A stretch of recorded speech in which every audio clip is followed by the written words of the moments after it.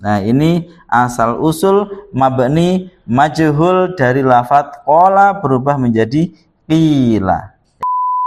Assalamualaikum warahmatullahi wabarakatuh. Sobat Fuadi rahimakumullah. Alhamdulillah berjumpa kembali dengan saya Muhammad Wahyudi di channel Ngaji Fuadi. Kita akan lanjutkan pembahasan kita masih tentang Bani Israel. Setelah kemarin kisah yang disampaikan oleh Allah di ayat ke-58, mereka diperintahkan untuk masuk ke satu kota yang menurut para mufassir ini adalah al-ardul muqaddasah, yaitu bumi yang disucikan, yaitu Baitul Maqdis. Mereka awalnya menolak sebagaimana yang dikisahkan di surat Al-Maidah. Setelah itu mereka dibuat tersesat. Nah, kemudian Allah memberikan kesempatan lagi setelah mereka tersesat selama 40 tahun di padang tih. Allah memerintahkan lagi kepada mereka, masuklah kalian ke negeri ini, ya. Wa idh qulna udkhulu hadhil qaryah udkhulu hadhil qaryata fakulu minha haitsu syi'tum ragadan wadkhulul baba sujatan wa qulu hittah naghfir lakum khotoyakum wasanazidul muhsinin. Allah katakan, Allah berikan janji yang pasti, masuklah kamu ke negeri ini, kemudian kalian bisa makan dengan nyaman, dengan enak, kemudian masuklah melalui pintunya dengan dalam keadaan sujud, maka kalian akan mendapatkan ampunan, dan bagi yang melakukan amal-amal soleh Allah menambahkan wasanizidul muhsinin.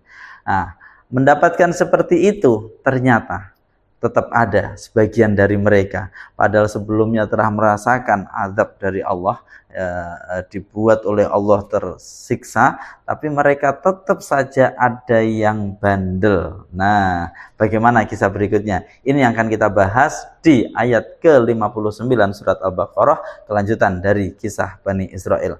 Tapi sebelum kita lanjutkan ngaji, kembali saya sampaikan untuk Sobat Fuadi yang belum memiliki mushaf Quran Nahwu Al-Fuadi, silahkan untuk segera memilikinya. Bisa memesan melalui link yang sudah kami sematkan di deskripsi, bisa melalui Shopee, Tokopedia, atau pesan direct langsung melalui kami. Silahkan memilih yang mana. Mari kita bersama-sama mengkaji ayat-ayat Al-Quran kata demi kata melalui analisa bahasa, nahwu, sharaf, dan kita tadabburi Al-Quran bersama-sama. Mari ngaji Fuadi.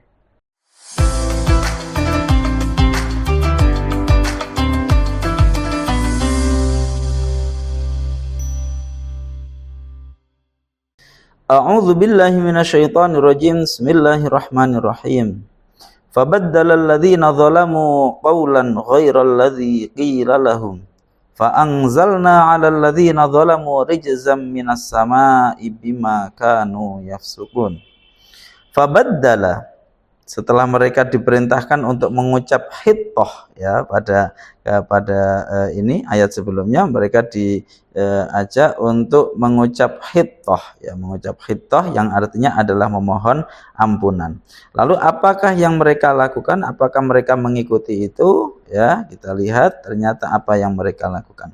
Fabaddala, lalu mengganti, siapa alladzina, orang-orang, zalamu yang zalim, siapa mereka, alladzina, mengganti qaulan pada perkataan, ghairal ladzi, yang bukan perkataan, qila, yang dikatakan, apa alladzi, lahum, pada mereka.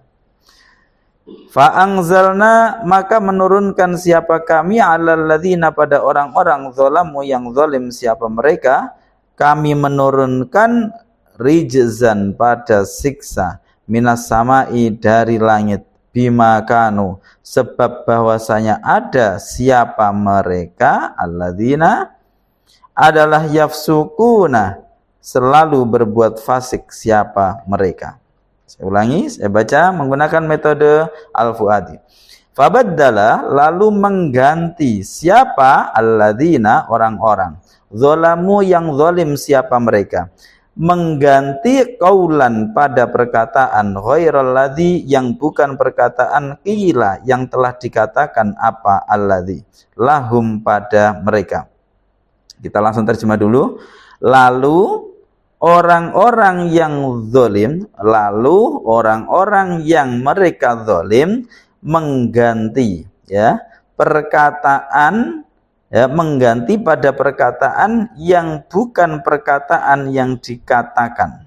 Jadi ketika mereka disuruh mengucap hittoh yang artinya mohon ampun, mereka justru mengatakan yang lainnya. Jadi justru mengganti, tidak mengucap hittoh tapi malah mengucap yang lain. Di mana para mufassir menyebut, mengistilahkan ada mengucap habbah, ada mengucap hintoh ditambahin nun, hintoh.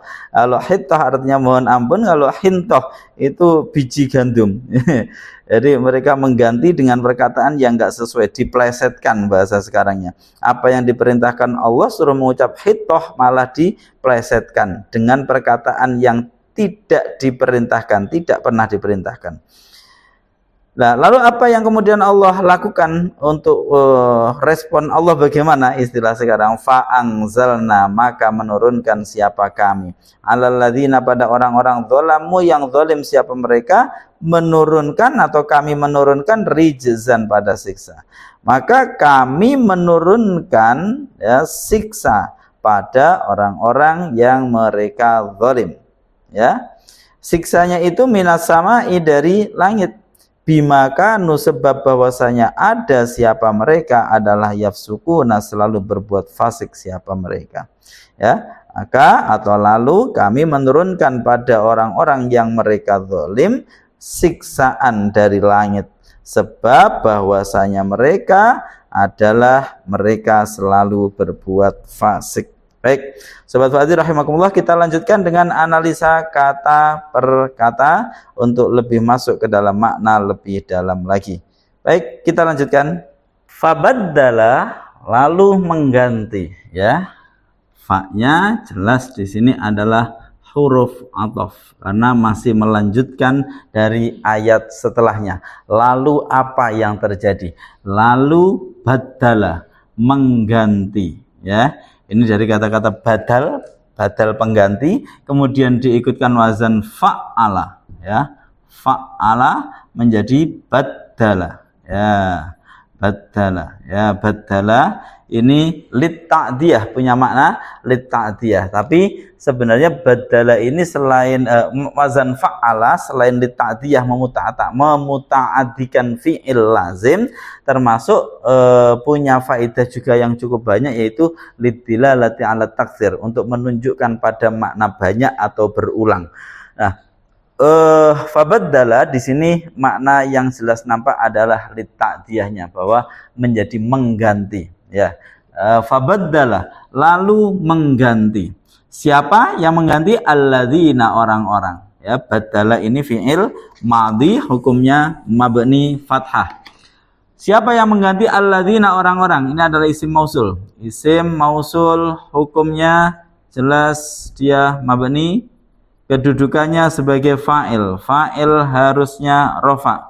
Rofa'nya kalimat yang mabni hanya dalam mahal. Fabaddala, lalu mengganti. Siapa yang mengganti? Alladzina, orang-orang. Orang-orang yang bagaimana? Zalamu, yang zalim siapa mereka?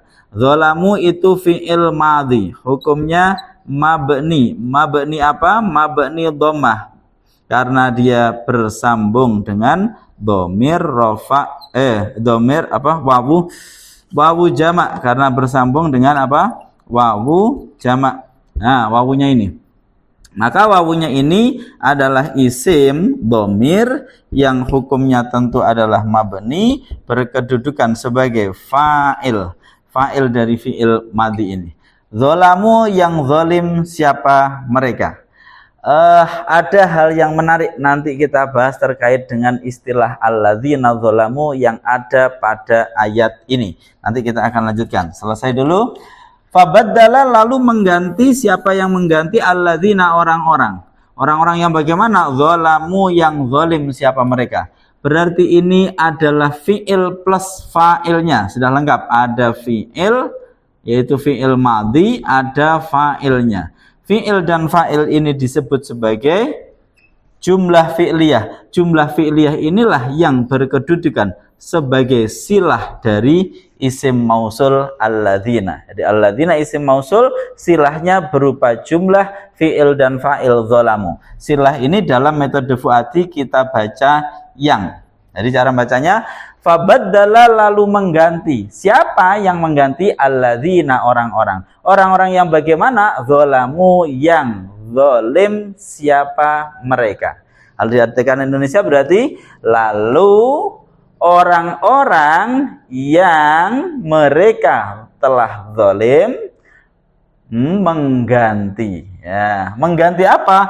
Qaulan, pada perkataan, ya, mengganti ucapan hittoh dengan suatu perkataan, qaulan pada perkataan, ghairal ladzi. Qaulan di sini berarti adalah kalimat isim, hukumnya adalah mu'rab, kategorinya adalah isim mufrad, kedudukannya adalah sebagai maf'ul bih. Maf'ul bih i'rabnya harus nasab. Nasabnya isim mufrad ditandai dengan fathah, qaulan. Ucapan ghairal ladzi, yang bukan ucapan, yang bukan sesuatu. Alladzi maknanya sebenarnya umumnya sesuatu, sesuatu yang apa gitu ya. Ghairal ladzi, yang bukan sesuatu. Ghaira ini maka kedudukannya sebagai naat, ya, naat dari qaulan, makanya dia ikut nasab. Kemudian diidhofahkan pada alladzi, berarti alladzi ini isim mausul juga, sama dengan alladzina, cuman dia untuk mufrad. Yang ghairal ladzi, yang bukan sesuatu, qila, yang telah dikatakan, ini silahnya, qila, yang telah dikatakan apa? Alladzi, lahum, pada mereka.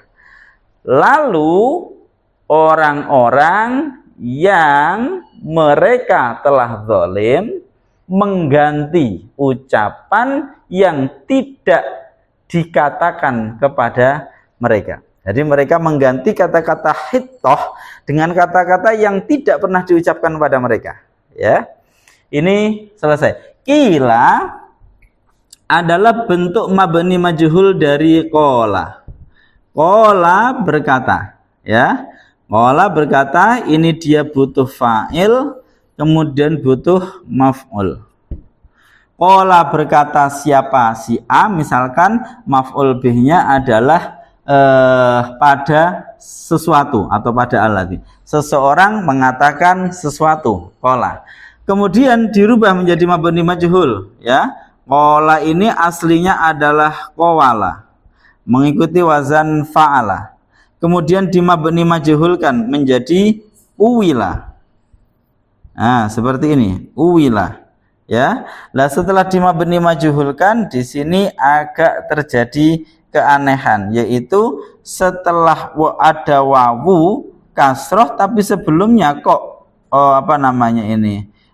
huruf yang berharokat domah. Nah, huruf yang berharokat domah, maka kemudian nggak enak lah. Kemudian dari nggak enaknya di sinilah kemudian dirubah, wawunya atau huruf kasrohnya ini akhirnya dikasih ke huruf sebelumnya menjadi piula.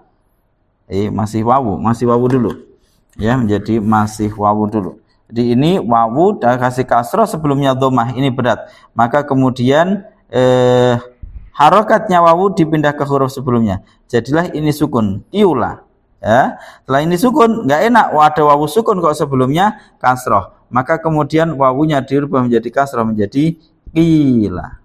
Nah, ini asal usul mabni majhul dari lafadz qala berubah menjadi qila, ya. Baik, selanjutnya jadi qila ini ketika setelah menjadi mabni majhul, maka fa'ilnya berarti tidak ada, ya. Kebutahannya dia fa'ilnya, ya, fa'ilnya yang mengatakan otomatis dibuang, digantikan oleh maf'ul bihnya. Mengatakan suatu perkataan, perkataannya alladzi, sesuatunya, maka kemudian maf'ul bih inilah yang menggantikannya menjadi namanya naibul fa'il. Naibul fa'il. Jadi qila, yang telah dikatakan apa? Iya alladzi. Jadi begitu, ya. Qila, yang telah dikatakan apa? Iya alladzi. Berarti sesuatu yang telah dikatakan, atau sesuatu itu telah dikatakan. Baik, seperti itu kurang lebih, semoga bisa dipahami. Tapi insya Allah saya rasa Sobat Fuadi sudah bisa memahami, semoga. Mereka mengganti pada ucapan yang ucapan itu tidak pernah dikatakan kepada mereka. Ghairal ladzi qila lahum, ya. Ada yang menyebut mereka harusnya disuruh mengucap hittoh, Tapi ibaratnya ini hanya, kalau menurut saya ini hanya satu contoh saja, karena pada waktu itu jelas mereka bukan menggunakan bahasa Arab ya. Jadi mereka jelas ini hanya kisah versi ayat, versi bahasa Arab, karena tentu orang Bani Israel zaman waktu itu bahasanya belum bahasa Arab ya, mereka masih Arab sendiri bahkan belum ada. Jadi Arab sendiri bahkan belum ada waktu itu, karena Arab itu kan kalau yang di Jazirah Arab yang situ adalah keturunan dari Ismail nanti kan. Nah, Ismail dan ya keturunan dari Ismail itu. Nah, itu belum ada. Waktu itu belum ada. Nah, di sini mereka disuruh mengucap Hittah. Ini ibaratnya saja para mufasir memberikan penjelasan, paling tidak ini bisa dipakai untuk memahami kisahnya. Mereka disuruh mengucap Hittah yang artinya memohon ampun, malah justru menggantinya dengan mengucapkan Hintoh. Ini contoh plesetannya saja. Ya, mereka malah mengucapkan Hintoh yang artinya adalah biji gandum. Disuruh memohon permohonan sesuatu yang itu intinya memohon ampun, Hittah, malah mereka mengucapkannya menjadi Hintoh yang maknanya adalah biji gandum. Artinya apa? Berarti di sini mereka istihza. Mereka berarti melecehkan perintah Tuhan. Nah, kira-kira seperti itu yang perlu kita pahami. Mereka disuruh mengucap Hittah yang maknanya memohon ampun, malah mengganti menjadi Hintoh. Ini misalkan seperti itu. Ya, oleh para mufasir dijelaskan kurang lebih seperti itu. Nah, ini berarti mereka memelesetkan apa yang kata yang harusnya mereka ucapkan, yang itu diperintah oleh Allah, malah mereka plesetkan menjadi Hintoh yang enggak ada hubungan sama sekali terkait dengan ketundukan seorang hamba, malah ini terkait dengan makanan. Ini namanya pelecehan terhadap perintah, pelecehan terhadap perintah Allah. Nah, ini yang terjadi. Oleh karena itu Allah tersinggung ya, Allah tersinggung. Allah dalam bahasa kita ya, dalam bahasa kita tersinggung, tentu maksud aslinya enggak begitu. Intinya Allah murka. Dalam bahasa manusia kita katakan seakan-akan Allah ya tersinggung karena perintahnya dilecehkan. Tidak hanya tidak dilakukan tapi dilecehkan ya. Makanya nanti ada orang melakukan suatu keburukan itu ada dua. Ada yang sekedar tidak patuh, tidak melaksanakannya, ada yang tidak patuh plus melecehkan perintahnya. Nah, ini ya. Maka kita lihat apa yang kemudian terjadi. Nanti agar kita berhati-hati di dalam memahami perintah-perintah Allah. Mereka tidak melakukan, tidak mengucapkan sebagaimana yang diperintahkan, sebagian dari mereka yang zalim. Fabaddala alladziina zalamu qawlan ghairal ladzi qila lahum, kemudian Allah fa'anzalna 'alal ladziina zalamu rijzan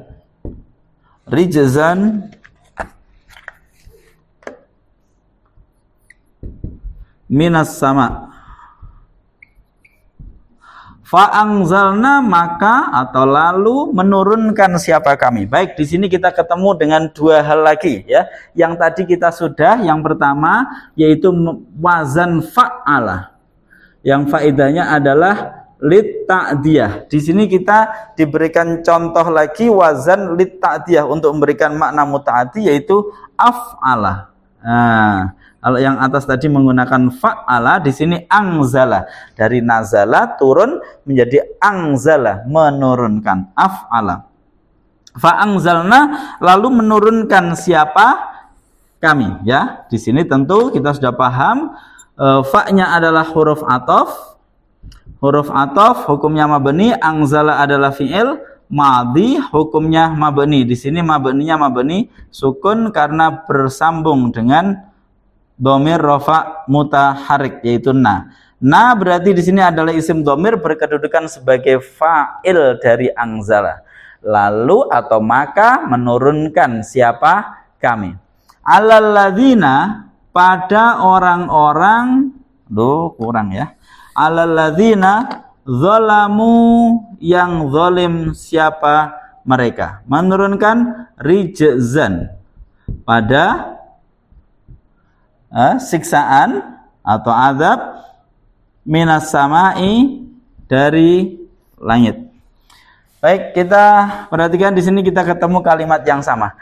Maka atau lalu kami menurunkan alladzina zalamu. Kita bertemu. Di sini ada alladzina zalamu, di sini ada alladzina zalamu. Ini cukup aneh. Tadi sudah saya sampaikan, ini akan sedikit kita bahas.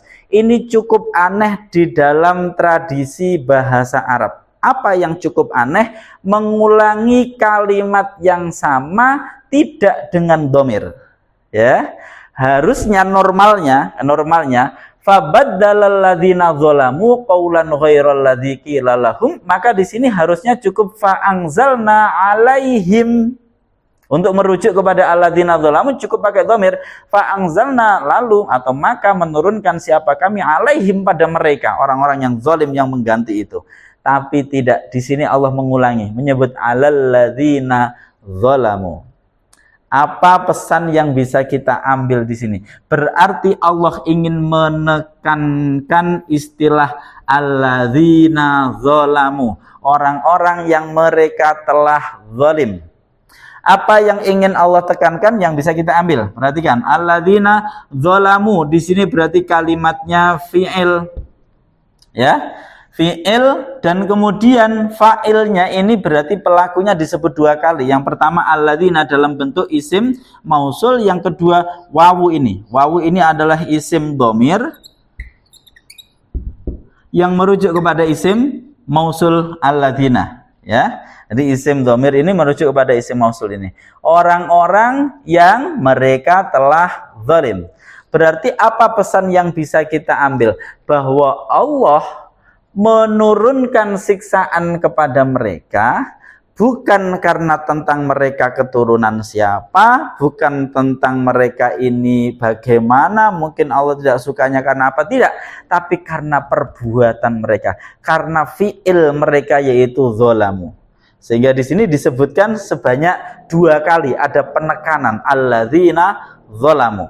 Bahwa Allah kemudian fa'anzalnya ya alalladzina zalamu, Allah sebut lagi, ini saya turunkan kepada mereka yang zalim, mereka yang zalim. Jadi tidak disebut dengan isim dhamir, tapi diulangi lagi untuk memberikan penekanan bahwa ini diberikan bukan karena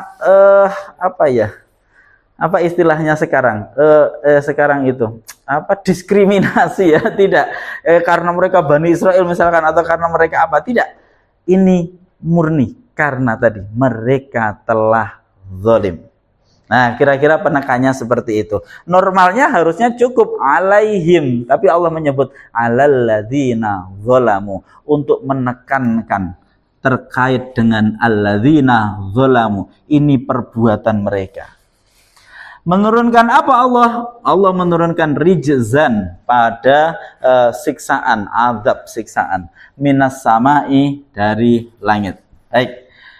Rijzan ini adalah kalimat isim, hukumnya mu'rab. Kategori adalah isim mufrad. Kedudukan sebagai maf'ul bih dari anzalna. Allah menurunkan rijzan, ya. Maf'ul bih i'rabnya tentu nasab, nasabnya isim mufrad ditandai dengan fathah. Kemudian ada minas sama. Minas sama tentu kita tahu ini adalah susunan jar majrur, ya, susunan jar majrur. Jar majrur itu syibhul jumlah. Ingat-ingat, kalau ada jar majrur atau dzaraf, ya, ataupun jumlah yang menerangkan kepada kalimat yang itu adalah isim nakirah, ingat, rijzan ini isim nakirah, ya, nakirah ditandai dengan tanwin. Saya ulangi lagi, jika ada jar majrur atau dzaraf atau jumlah, karena ini adalah syibhul jumlah, kalau ada suatu susunan kalimat menerangkan tentang suatu isim yang nakirah, maka secara kedudukan sebenarnya ini adalah na'at, ya, sehingga kalau dibaca sebenarnya rijzan pada siksaan, ya, minasamai harusnya yang dari langit. Siksaan itu minasamai dari langit. Jadi minasamai ini jar majrur ini mahalnya adalah mahal nasab karena menjadi naat dari rijzan. Harusnya seperti itu. Ini tapi hanya terkait dengan nahwunya saja. Baik. Fa anzalna 'alal ladzina dzalamu rijzam minas sama' bima kanu yafsukun. Ya, bima kanu yafsukun. Ini bima kanu yafsukun. Bima kanu yafsukuna. Pada kalimat bima kanu yafsukun ini nanti baknya jelas huruf jar. Ma-nya ini ada terkadang yang menyebutnya menjadi isim mausul, ada yang menyebutnya menjadi huruf masdariyah. Saya lebih suka yang kedua untuk menyebut ma ini sebagai huruf masdariyah atau huruf masdar. Yang fungsinya adalah berarti memasdarkan isim, memasdarkan fiil setelahnya.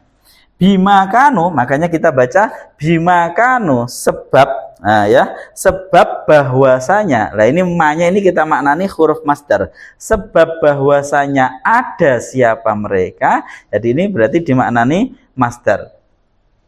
Nah, bima kanu sebab adanya atau bahwasanya, sebab bahwasanya ada siapa mereka, ma-nya berarti masdariyah. Kanu ini adalah kalimat fiil yang nakis. Kemarin sudah kita bahas tentang fiil yang nakis itu apa, membutuhkan isim dan khobar. Wawu ini berarti adalah isimnya kanu. Kana ini, yafsukuna ini adalah jumlah yang terdiri dari fiil plus fa'ilnya. Yafsukuna fiil mudhari', ya, ingat. Kanu ini dia adalah fiil madhi. Yafsukuna ini fiilnya fiil mudhari'. Perhatikan, ini kita nanti artinya akan sangat kompleks sekali. Bima kanu yafsukun, ingat kanu ini fiilnya madhi, yafsukuna ini fiilnya mudhari'. Fiil madhi maknanya berarti telah terjadi, ada kepastian karena telah terjadi. Yafsukuna fiil mudhari' ini berarti waktunya fiil mudhari' sedang atau akan datang, berarti istimror, terus menerus. Berarti kalau kita maknani bima kanu yafsukun, sebab bahwasanya mereka, isimnya mereka telah, ya, selalu terus menerus berbuat fasik. Jadi perbuatannya itu selalu terus menerus dan itu telah mereka lakukan. Jadi di sini kompleks, ya. Kanunya ini adalah fiil madhi, berarti perbuatannya telah terjadi, fakta peristiwanya telah terjadi dan sudah pasti karena telah terjadi.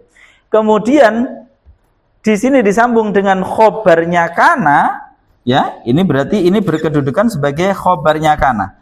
Khobarnya berupa fiil, jumlah fi'liyah yang menggunakan fi'il mudhari', berarti maknanya istimror, terus menerus, selalu melakukan itu, ya, istimror, sekarang dan akan datang. Mereka punya sesuatu yang ya selama ini seperti itu, terus menerus seperti itu.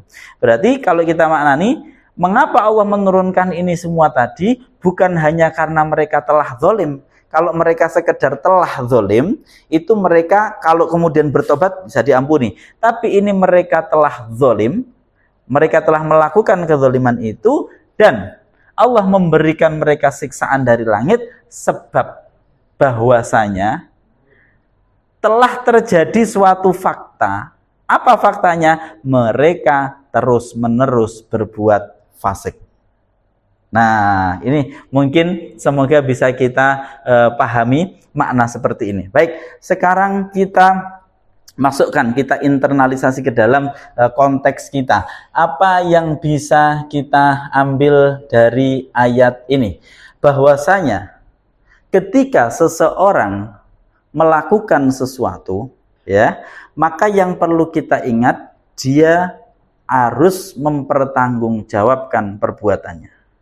Ketika itu adalah suatu kezaliman yang telah dilakukan, maka seseorang harusnya mengakui kezalimannya, kemudian memohon ampun kepada Allah.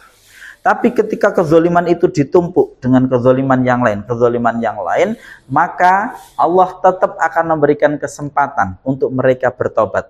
Tapi kalau kezaliman itu sudah, ya, mereka lakukan dan mereka terus-menerus di dalam kefasikan itu, di dalam kemaksiatan, kedurhakaan itu, dalam tempo terus-menerus istimror, maka akan datang ya, siksaan dari langit. Pada konteks orang-orang Yahudi, orang-orang Ahlul Kitab Bani Israel waktu itu, mereka kemudian langsung mendapati azab ini. Dalam konteks kita, azab itu apa?